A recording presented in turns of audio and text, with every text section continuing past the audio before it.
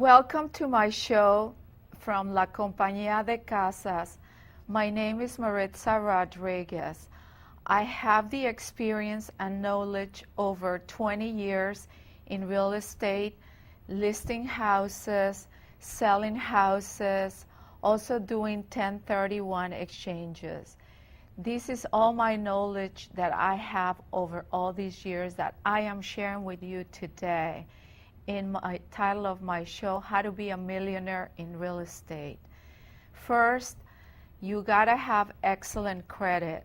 Well, it might not be excellent though, but you do have to have good credit.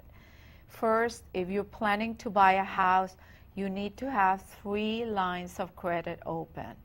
Regardless, some of you might have 5, 10. No, it doesn't work like that. It only has to be 3 lines, because the more open lines of credit you have, your credit score goes down. Some people call me and they says, well, you know, I do this and I do that. No, that's not right. I'm telling you what you need to do. Starting, if you have 10, make it 3 or 4.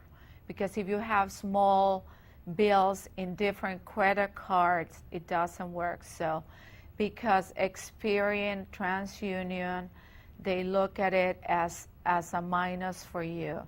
And to be able to get the best credit, best interest rate when you're buying a home, they look at your credit score. It could start from the 600s, which is still good, but not the best. Or you can be on the 700s or close to it, or over 700, which is 800. And of course, when you're on that level, you can buy anything you want. I'm telling you, you can go on the program still with a no money down, even though a lot of people don't recommend it. I don't recommend it, but that depends the investment that you're planning to do. If it's a short time, of course, if you're buying a property in your mind that you're going to fix or live for a certain period, a year or 2, no more than that, it's good to go for the program with no money down.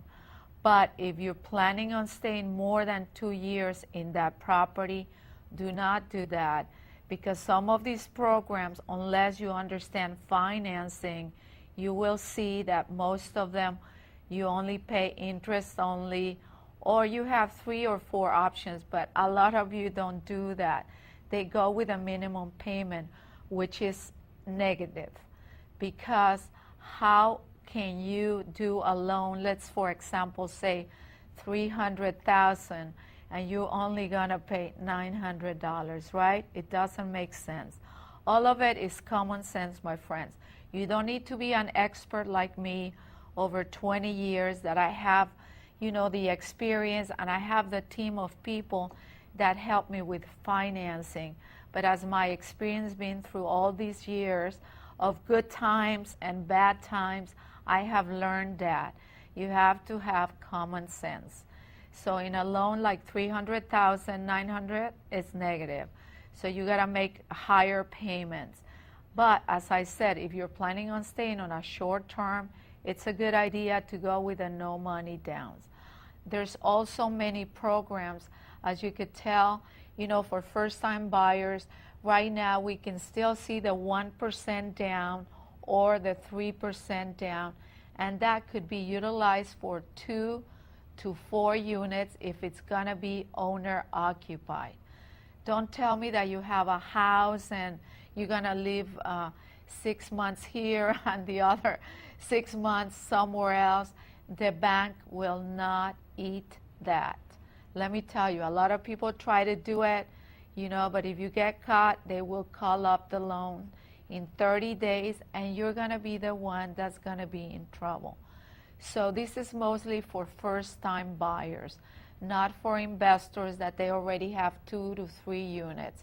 Of course, if you have 2 to 3 units, you can do, you know, 20% down, 25.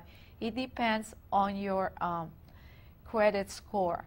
As I explained, you know, low credit score, medium credit score, and high credit score.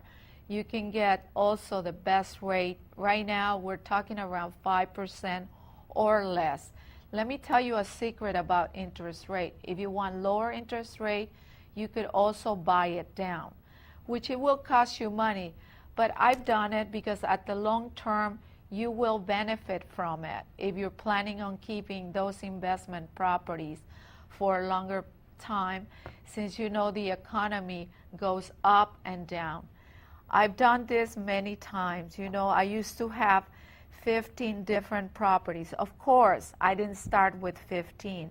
I started, of course, with one, then it became two, then I refinanced it, I bought my third one, and of course, then I made more money, I bought my fourth.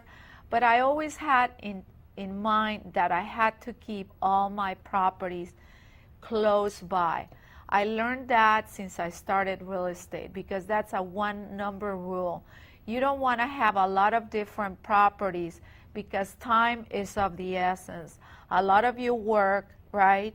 You don't do full-time real estate, so you can only go and see your property, I have no idea, maybe one day or two a week, or who knows. It depends on everyone. But that's my advice. Keep the properties you buy close by.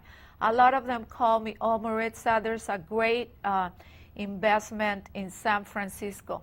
Well, hello.